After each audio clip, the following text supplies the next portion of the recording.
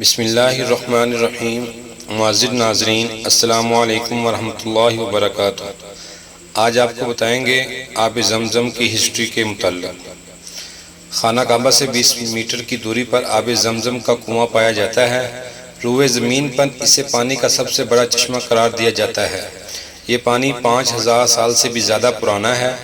تاریخ الحیات میں بیان کیا جاتا ہے آب زمزم کا چشمہ حضرت ابراہیم علیہ السلام کے بیٹے حضرت اسماعیل علیہ السلام کی ایڑیاں رگڑنے سے پھوٹا۔ جب حضرت ابراہیم اور حضرت اسماعیل علیہ السلام نے اللہ کے گھر یعنی مکہ کی بنیاد رکھی تو اس وقت یہ پانی کا چشمہ وہاں پر موجود تھا۔ زمزم کا چشمہ اس وقت پھوٹا جب حضرت ابراہیم علیہ السلام نے اللہ کے حکم سے اپنی بیوی اور بیٹے کو مکہ مکرمہ کی چٹان والے میدان میں چھوڑنے کا حکم دیا۔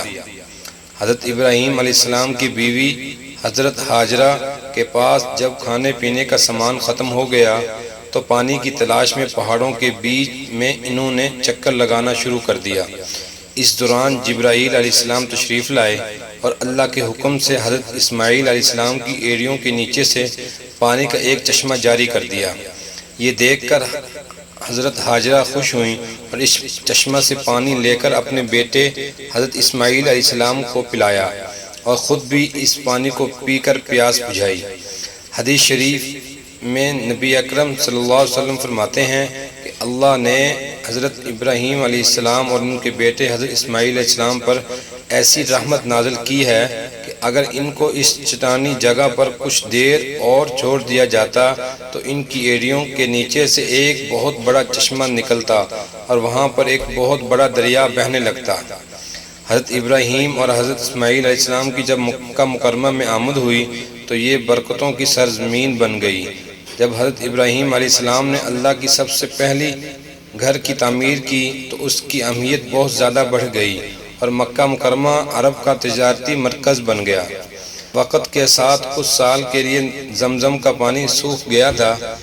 حضور کے دادا حضرت عبد المطلب خواب میں دیکھا اس کنویں کو دوبارہ کھودا جائے، اور جب اس کنویں کو دوبارہ کھودا گیا تو اس کنویں سے پھر سے پانی نکلنے لگا اور آج تک پانی کا چشمہ جاری ہے۔ حج اور عمرہ کے لیے آنے والے لوگ ہر روز اس پانی سے استفادہ حاصل کرتے ہیں۔ زمزم کے کنویں کو محفوظ رکھنے کے لیے اس کے ارد گرد مضبوط عمارت بنائی گئی ہے۔ اور آب زمزم کے پینے کے فائدے۔ زمزم پینے والا شخص جو خواہش دل میں لے کر زمزم پیتا ہے اللہ اس کی خواہش کو پورا کرتا ہے۔ نمبر 2، زمزم پینے کے لیے ہی نہیں بلکہ کھانے کے کام بھی آتا ہے اور ہر بیماری سے شفا دیتا ہے۔ ایک شخص بہت کمزور تھا، اسے ایک شخص نے کہا زمزم پیا کرو، اور چند ہفتوں بعد وہ لوٹا تو بالکل تندرست ہو گیا۔ پوچھا کیا کھایا ہے؟ وہ بولا زمزم پیا ہے۔ حضور اکرم صلی اللہ علیہ وسلم زمزم کو بیمار کو پلانے اور اس کے اوپر چھڑکنے کے لیے کہتے تھے جس سے بیمار کو شفا مل جائے۔ زمزم پانی سے ہمارے جسم کے اندر حصے تندرست رہتے ہیں اور صحت میں اضافہ ہوتا ہے۔ زمزم میں کیلشیم اور وٹامن بہت ہی بھاری مقدار میں پایا جاتا ہے۔ زمزم پانی پینے سے دماغ اور دونوں آنکھیں تر و تازہ رہتے ہیں۔